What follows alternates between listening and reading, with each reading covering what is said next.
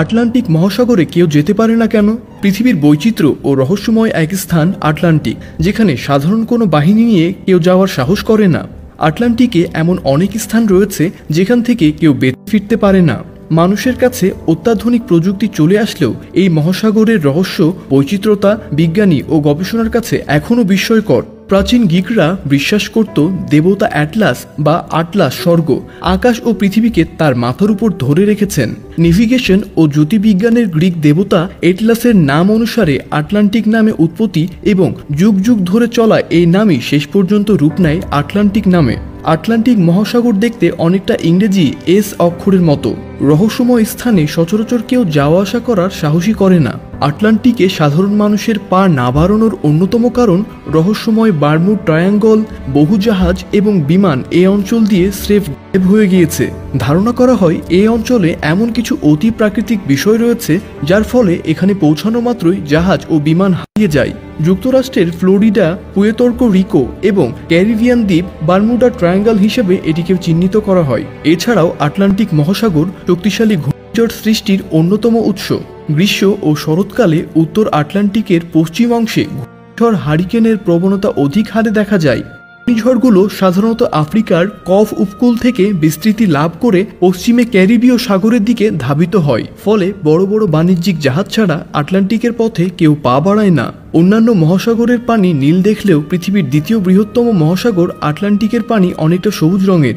এই মহাসাগরের তলদেশে জলজ উদ্ভিদ থেকে এক ধরনের হলুদ রঙের রঞ্জক পদার্থ নির্গত হয়ে সমুদ্রের সাথে মিশে পানির রঙকে সবুজ ঝাপ করে তোলে।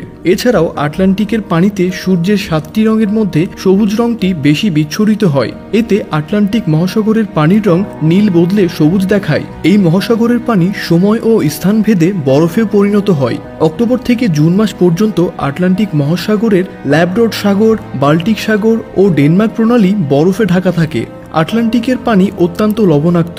এর জলে পৃষ্ঠদেশের তাপমাত্রা -4 ডিগ্রি থেকে 30 ডিগ্রি ফরেনহাইট পর্যন্ত ওঠানামা করে। 1912 সালে বিখ্যাত টাইটানিক জাহাজ এই মহাসাগরের বরফখণ্ডের সঙ্গে ধাক্কা লেগে ডুবে গিয়েছিল, যা তৎকালীন সময়ের পৃথিবীর সবচেয়ে বড় বিলাসবহুল জাহাজ ছিল। আর সর্বশেষ টাইটানিকের ধ্বংসাবশেষ দেখতে গিয়ে আটলান্টিক এই সলিল সমাধি নিতে হয়েছে সাবমেরিন টাইটান ও এর আরোহীদের। শক্তিশালী এই ডুবোযানটি আটলান্টিকের তলদেশে অন্তর্মুখী বিস্ফোরণের কারণে ভেঙে টুকরো টুকরো হয়ে যায়।